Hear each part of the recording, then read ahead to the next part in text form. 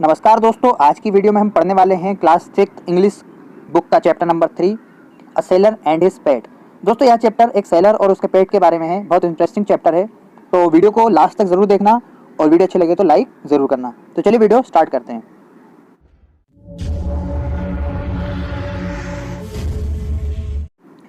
Old sailor Johnny Jay loved the sea. अब यहाँ पर एक सेलर होता है, एक नाविक होता है जो नाव चलाता है, उसे सेलर कहते हैं। उसे सी जो समुद्र होता है, समुद्र से बहुत प्यार होता है और उस नाविक का नाम होता है Johnny J. As he turn 12 years he started sailing. और उसने अपने जो बचपन था, बचपन के जो 12 साल का जो हुआ था जब वो उसने सेलिंग करना स्टार्ट कर दिया था। मतलब जो समुद्र के अंदर नाव चलाना, बोट चलाना, ये उसने स्टार्ट कर दिया था। Since then it has been 66 years. और तब से लेकर आज तक, ठीक है ना, कितने साल हो गए? 66 ईयर्स हो गए। मतलब 12 ईयर्स से लेकर के 66 ईयर तक उसने क्या किया? सेलिंग की, नाव चलाता रहा एक सेलर के रूप में। ठीक है। As he sailed across the world he has seen many countries. ठीक है, वो मतलब इतना अच्छा सेलर था वो कि उसने पूरे वर्ल्ड के अक्रॉस अपने नाव से पूरी सेलिंग की। उसने पूरा वर्ल्ड नाव से घूमा और बहुत सारी कंट्रीज भी उसने देखी। And the sea has been his home. और इस तरह से जो इंसान जिस फील्ड में रहता है उस फील्ड में वो अपने आप को एक ढाल लेता है, वह फील्ड उसका घर जैसा बन जाता है। तो यहाँ पर जो जॉनी जे थे, जो एक सेलर थे, उन्हें सी के अंदर नाव चलाना बहुत अच्छा लगता था। तो नाव से ही उन्होंने सारे वर्ल्ड को घूम लिया और बहुत सारी कंट्रीज भी देखी। तो जो सी है उनको अपने घर जैसा लगता है। He has not like to live on land for a long period of time. और उन्हें ज़्यादा से ज़्यादा समय जो कहते हैं कि लैंड पर, धरती पर रहना उन्हें अच्छा नहीं लगता था, ज़मीन पर रहना। वो ज़्यादातर पानी में ही अपना समय गुजारते थे अपनी नाव पर। He has a small cabin on an island of Guana where he choose to stay alone instead of living with his family who live on a nearby island. अब क्या हो रहा था देखिए, जैसा कि हमें पता है कि उन्हें ज़मीन पर रहना अच्छा नहीं लगता था, तो वो क्या करते थे, एक गुआना नाम का आइलैंड था, उस आइलैंड पे उनका एक छोटा सा केबिन बना हुआ था, मतलब छोटा सा घर बना हुआ था। वहाँ पर वो अकेले रहते थे, अपनी फैमिली के साथ रहना उन्हें अच्छा नहीं लगता था। फैमिली के साथ में रहने की बजाय वो कहाँ पे रहना पसंद करते थे? उस गुआना के आइलैंड के अंदर। ठीक है ना। और उनकी फैमिली कहाँ रहती थी? पास ही के आइलैंड में उनकी फैमिली रहती थी। आगे देखिए, ये उनका इंट्रोडक्शन था। Johnny J has had only one constant friend over the years. और जो जॉनी जे थे, हमारे जो सेलर हैं, उनका एक ही फ्रेंड रहा है कंस्टेंटली, मतलब लगातार जब से वे हैं तब से एक ही उनका दोस्त बना हुआ है। ठीक है, बहुत सालों से। Crazy Coot as he is known spoke like a man but with a very odd shrinking tone. अब जो उनका फ्रेंड था उसका नाम क्या था? क्रेजी कूट, है ना। अब यहाँ पर एक पेट के बारे में बात हुई थी, एक पालतू जानवर हो सकता है, क्या हो सकता है देखेंगे आगे। उसके बारे में बात हुई, उसका नाम क्या बताया यहाँ पे? क्रेजी कूट। ऐसा उसे जानते थे क्रेजी कूट के नाम से। और स्पोक लाइक ए मैन, मतलब जो इंसानों की तरह वो बोलता था, है ना। और बहुत ही अलग आवाज़ थी उसकी, डिफरेंट टोन में। Crazy Coot and Johnny Jay both loved the sea. अब यहाँ पर जो क्रेजी कूट था, है ना, वो क्या है आगे हमें पता चलेगा। तो इसमें बताया गया है Crazy Coot and Johnny Jay both loved the sea. दोनों को ही समुद्र, जो समुद्र होता है, वो सी उन्हें बहुत अच्छा लगता है। And like all sellers enjoyed their own company, है ना। और जिस तरह से जो दूसरे सेलर होते हैं उनकी तरह दोनों को उनकी कंपनी अच्छी लगती थी, मतलब दोनों साथ में सेलिंग करने जाया करते थे। Meeting people always made them cranky with people. Cranky मतलब उन्हें अच्छा नहीं लगता था दूसरे लोगों से मिलना, अदर पीपल से उनको मीटिंग करना, बिल्कुल वो चिढ़ जाते थे, कहने का मतलब ये है ना। गुस्सा हो जाते थे, एंग्री हो जाते थे, उनके साथ में उनकी बिल्कुल भी नहीं बनती थी अदर पीपल के साथ में। But what made Crazy Coot really special was that he was a Macau, a species of South American parrot. अब यहाँ पर हमें पता चलता है कि जो क्रेजी कूट है वो रियल में क्या है। ठीक है, वो वास्तव में एक पैरट है, एक तोता है ना, मिट्टू। वो एक तोता है जो कहाँ का है? साउथ अमेरिकन पैरट है वो। ठीक है, और उसका नाम क्या है? मकाऊ। इस तरह की जो जाति रहती है इनकी पैरट की, उन्हें मकाऊ कहा जाता है। तो मकाऊ जाति का ये पैरट है जो कि साउथ अमेरिकन है। ठीक है, उसका नाम क्या है? Crazy Coot. आगे देखिए, his plumage and tail feather were scarlet in colour. अब यहाँ पर बताया गया है, जो प्लूमेज का मीनिंग होता है जो बॉडी को कवर किए हुए पंख, मतलब उसके जो पंख थे वो बहुत बड़े बड़े थे। And tail feathers were scarlet in colour, और जो फेदर्स थे, बड़े बड़े जो टेल फेदर्स, जो पूंछ की तरफ जो पंख जाते हैं, वे रेड कलर के थे। And the rump light blue, rump का मीनिंग होता है बैक साइड, और जो उसकी पीछे की साइड होती है वो लाइट ब्लू कलर का था। And the upper wings yellow, मतलब कलरफुल, हम कह सकते हैं कि जो मकाऊ हमारा पैरट जो है इस स्टोरी का, वो कलरफुल था, है ना। Macaws are very intelligent birds and can be taught to speak. अब जो मकाऊ पक्षी होते हैं, मकाऊ जो पैरट होते हैं, वो इतने इंटेलिजेंट होते हैं कि उन्हें हम बोलना सिखा सकते हैं, ठीक है। जिस तरह से हम बोलते हैं इस तरह से उन्हें हम बोलना सिखा सकते हैं, वो बोलना सीख जाते हैं, इतने इंटेलिजेंट होते हैं। आगे देखिए, क्रेजी कूट हैड अ बैड टेम्पर। अब क्रेजी कूट फिर से वही पैरट, उसका मतलब टेम्पर, बैड टेम्पर का मीनिंग होता है यहाँ पर कि उसमें सहन शक्ति नहीं थी, चिढ़ जाता था, कहने का मतलब ये चिड़चिड़ा था। And when irritated he would shout almost like human. और जब भी वो इरिटेट हो जाता, गुस्सा हो जाता, चिढ़ जाता, तो वो किसकी तरह शाउट करता, इंसानों की तरह शाउट करता, चिल्लाता। He loved watching old movies with Johnny J and could imitate sound of gun fire. अब देखिए यहाँ पर पैरट का एक शौक है, वो क्या करता है, वो पुरानी मूवीज देखना उसे अच्छा लगता, किसके साथ में, जॉनी जे के साथ में, दोनों बैठ करके पुरानी मूवीज देखा करते। और जो क्रेजी कूट है वो गन, जो बंदूक रहती है उसका साउंड भी वो निकाल लेता था, मतलब इमिटेट मतलब मिमिक्री करना होता है, आवाज़ निकालना, तो साउंड, गन की साउंड आवाज़ वो निकालता था, गन साउंड वाला। He could also speak one dialogue from some movies, ठीक है। अब यहाँ पे बता रहा है कि जो भी वो मूवीज़ देखता है उसका कम से कम एक डायलॉग तो वो बोल लेता था। ही लाउड टू विसल, उसे सीटी बजाना अच्छा लगता था। Whenever he saw a girl or a woman he would whistle loudly and pretend to faint. अब देखिए क्या होता है, ये एक फ़नी बात है कि उसे सीटी बजाना अच्छा लगता है, तो वो क्या करता है कि जब भी उसे कोई लड़की या वुमेन दिखाई देती तो वो उनकी तरफ जोर से सीटी बजाता और बेहोश होने का नाटक करता, ऐसा दिखावा करता जैसे वो सीटी बजाकर बेहोश हो गया है, ठीक है।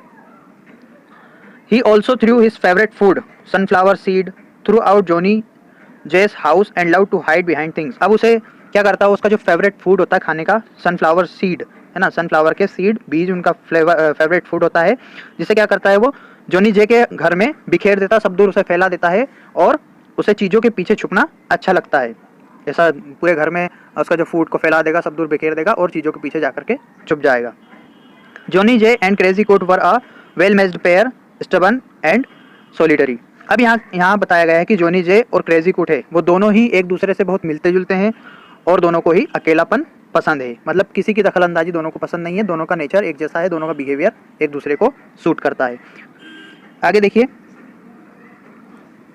जॉनी जे ओल्डर सिस्टर, जॉनी जे की बड़ी बहन मिसी Mae was not fond of the Macau. अब यहाँ पर एक और कैरेक्टर हमारे पास आता है कि जॉनी जे की जो बड़ी बहन है उनका नाम क्या है, मिसी में। उनको मकाऊ जो पैरट है उसे ज़्यादा पसंद वो नहीं करती है, मतलब उन्हें पक्षी पसंद नहीं होते हैं, वो इस पैरट को पसंद नहीं करती है। आगे देखिए, she would visit them when Johnny J and Crazy Coat were staying in their home on the island of Guana. वो क्या होता है कि वो उन्हें मिलने जाती जब जॉनी जे और क्रेजी कोट दोनों कहाँ पर होते हैं, उनके आइलैंड, गुआना के आइलैंड में होते हैं, उनके घर में होते हैं, तब भी उन्हें मिलने जाती है। Whenever Missy Mae was around Crazy Coot would screech at her. अब देखिए यहाँ पर क्या होता है कि जो मिसी में है वो क्रेजी कोट को पसंद नहीं करती है, तो जब कभी भी मिसी में क्रेजी कोट के पास होती है, उनके घर में होती है, उनके आसपास होती है, तो क्रेजी कोट उन पर बहुत जोर जोर से स्क्रीच करता है, चिल्लाता है, लाउड साउंड निकालता है। Then he would make sound of police siren and gun shot and laugh aloud. और अलग अलग प्रकार के साउंड निकालता है, जैसे पुलिस सायरन, जैसे पुलिस का हॉर्न रहता है, साइलेंट रहता है, ट्याव न्याव न्याव न्याव, इस तरह का साउंड बजाता है। गोलियों की आवाज़ निकालता है, जैसे बंदूक में से आवाज़ निकालती है ऐसी आवाज़ निकालता है, और ज़ोर ज़ोर से हंसता है। Missy May as you can imagine was not very happy with this Crazy Coat. और जो मिसी में है जॉनी जे की बहन, वो इस तरह की हरकतों से बिल्कुल भी खुश नहीं थी, मतलब क्रेजी कोट के साथ में वो ज़्यादा खुश नहीं थी, उन्हें ज़्यादा पसंद नहीं करती थी। आगे देखिए, वन आफ्टरनून मिसी में केम टू विजिट जॉनी जे। अब एक बार क्या होता है, दोपहर के समय जो उनकी बहन है मिसी में, वो उन्हें मिलने के लिए आती है वहाँ पर। When she didn't find her brother in the house she decided to sleep in the parlour for some time. अब क्या होता है कि जब वो मिलने जाती है लेकिन उनका जो भाई है जॉनी जे, वो उन्हें कमरे में या घर में नहीं मिलते हैं, तो वो क्या करती है कि कुछ समय के लिए वहाँ पर सो जाती है। कहाँ पर, पार्लर के अंदर। पार्लर होता है एक गेस्ट रूम, है ना, तो गेस्ट रूम के अंदर वो रेस्ट करती है, वहाँ पर सो जाती है। शी इग्नोर्ड क्रेजी कोट, और वे बिल्कुल जो मिसी में है वो क्रेजी कोट को इग्नोर कर देती है, मतलब क्रेजी कोट भी वहीं पर रहता है लेकिन वो उसे देख करके अनदेखा कर देती है कि हाँ यहाँ पर है या नहीं है, मुझे कोई मतलब नहीं है, इस तरह से।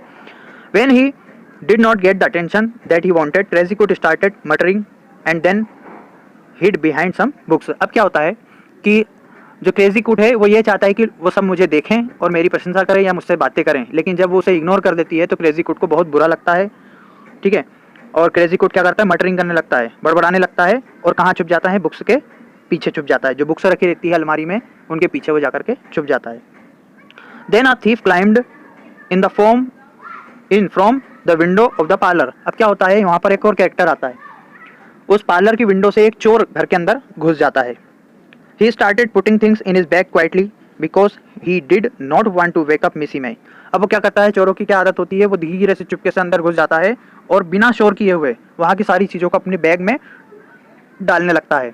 और वो बिल्कुल नहीं चाहता कि अगर मैं शोर करूँ तो मिसी में जाग जाए, तो बिना शोर किए वो सारी चीज़ें अपने बैग में डालना स्टार्ट करता है। But the thief did not know about Crazy Coot who was hiding behind the books. अब चोर को बिल्कुल भी ये भनक नहीं थी, ये पता नहीं था कि बुक्स के पीछे कौन छुपा हुआ है, क्रेजी कूट छुपा हुआ है, वो नहीं जानता था। Out of nowhere someone shouted you thief you kill me. अब क्या होता है, वहाँ से उस रूम के अंदर से कहीं से एक आवाज़ आती है, जोर से चिल्लाने की आवाज़ आती है कि यू थीफ तुम चोर, यू किल मी तुमने मुझे मार दिया, you thief you kill me, leave me alone I call police, you go to jail. इस तरह की आवाज़ें आने लगती है कि चोर तुमने मुझे मार दिया, मुझे अकेला छोड़ दो, मैं पुलिस को बुलाऊंगा या बुलाऊंगी, और तुम कहाँ जाओगे, तुम जेल जाओगे। इस तरह की आवाज़ वो बार बार करता है। You thief are you trying to kill me, क्या तुम मुझे मारने की कोशिश कर रहे हो, लीव मी अलोन मुझे अकेला छोड़ दो, I will call the police मैं पुलिस को बुलाऊंगा, you will go to jail तुम जेल जाओगे। It was followed by the sound of police siren, और इसके साथ में पुलिस का सायरन भी बजने लगता है, एंड गन शॉट, और गन शॉट की आवाज़ भी आने लगती है। Suddenly terrified the thief stood as if he had turned into stone. अब जैसे ही ये सारी आवाज़ें चोर को सुनाई देती है तो चोर एकदम से डर जाता है, बिल्कुल डरा हुआ रहता है, और डरा हुआ चोर इस तरह से खड़ा हो जाता है जिस तरह से कि एक पत्थर, मतलब बिल्कुल भी हिलता डुलता नहीं है और अपनी जगह पर एकदम पत्थर के जैसे खड़ा हो जाता है, जैसे कि स्टोन होगा, बिना हिले डुले पत्थर में बदल जाता है वो। The thief jumped to escape and at the same time Missy May got up from the chair. अब जैसे ही चोर क्या करता है, वहाँ से भागने की कोशिश करता है कि अब पुलिस की सायरन की आवाज़ आने लगी, बंदूक की आवाज़ आने लगी और कोई बोलने लगा, तो चोर बिल्कुल डर जाता है, पहले तो पत्थर की जैसे खड़ा हो जाता है और फिर वहाँ से भागने की कोशिश करता है। तो जैसे भागने की कोशिश करता है उसी समय जो मिसी में है वो क्या करती है, वो जाग जाती है, ठीक है, मिसी में वहाँ से जाग जाती है और गोट अप फ्रॉम द चेयर, और चेयर पर जाग जाती है। सरप्राइज द थीफ ट्रिप्ड, है ना, ट्रिप्ड का मतलब होता है स्टम्बल्ड एंड फेल। अब जैसे ही वो जागती है तो जो चोर होता है वो एकदम से सरप्राइज हो जाता है, चौंक जाता है, ठीक है, और चौंकने के बाद वो ट्रिप मतलब लड़खड़ा करके and stuck his head on the table he fainted. जैसे ही वो लड़खड़ाता है उसे मतलब उसका बैलेंस बिगड़ता है और जो टेबल रखी रहती है उस टेबल में उसका सिर टकरा जाता है और वो बेहोश हो जाता है, ठीक है। जैसे ही मिसी में उठ जाती है तो चोर घबरा जाता है और घबराने से उसके पैर लड़खड़ा जाते हैं, वो टेबल से टकरा जाता है, उसके सिर में लगती है और वो बेहोश हो जाता है। आगे देखिए, मिसी में देन कॉल्ड द पुलिस, उसके बाद मिसी में ने पुलिस को बुलाया। Who arrested the thief, police आई और पुलिस ने चोर को गिरफ्तार कर लिया, अरेस्ट कर लिया। Feeling static eight being saved, static का मीनिंग होता है वेरी हैप्पी, है ना, तो अपने आप को बचा हुआ देखकर, ठीक है, बहुत खुश होती है कौन, मिसी में। मिसी में वेंट टू क्रेजी कूट टू पैट हिम, और उसके पास जाती है फिर क्रेजी कूट के पास में और उसे उस पर हाथ सहलाती है, अपने हाथों से उसे थपथपाती है, शाबाशी देती है, कहने का मतलब है, ठीक है, बहुत खुश हो जाती है मिसी में। आगे देखिए लिखा है क्रेजी कूट सेड। अब क्रेजी कूट फिर से कहता है you thief you kill me, leave me alone, I call police, you go to jail. इस तरह के वो फिर से क्या होता है, सारी बातें रिपीट करता है ना, कि तुम चोर हो और तुमने मुझे मार दिया, मुझे अकेला छोड़ दो, मैं पुलिस को बुलाऊंगा, तुम जेल जाओगे, और इस तरह के साउंड वो निकालते जाता है कौन, Crazy Coot. The police frozen when they heard Crazy Coot and then burst out laughing. और जब क्रेजी कूट ये सारी बातें बताता है तो पुलिस के जो लोग होते हैं, पुलिस जो वहाँ पर होती है, वो सारी इन बातों को सुनती है और क्या हो जाती है, बिल्कुल फ्रोज हो जाती है, कहने का मतलब ये हक्के बक्के रह जाते हैं और सारे ही बहुत ज़ोर ज़ोर से हंसने लगते हैं, क्योंकि उनके लिए एक लाफिंग का मैटर होता है कि देखो एक तोता, एक मिट्टू इस तरह की बातें बोल रहा है, उन्हें बहुत मज़ा आता है और बहुत हंसते हैं। They understood how Missy Mae was able to escape unhurt, वे समझ गए कि किस तरह से मिसी में ने मतलब हर्ट होने से अपने आप को बचाया, ठीक है ना, क्योंकि वो चोर अगर चाहता तो उन्हें हर्ट भी कर सकता था, लेकिन अब पुलिस वाले वो सारे समझ चुके थे वहाँ पर जो थे कि मिसी में किस तरह से चोटिल होने से या चोट लगने से वो अपने आप को बचा पाई। किसने बचाया उन्हें? क्रेजी कूट की वजह से वो बच गई। ये नीचे इनके मीनिंग्स दिए हुए हैं, आप इन मीनिंग्स को पढ़ करके इन्हें देख सकते हो। तो बताइए आपको चैप्टर कैसा लगा?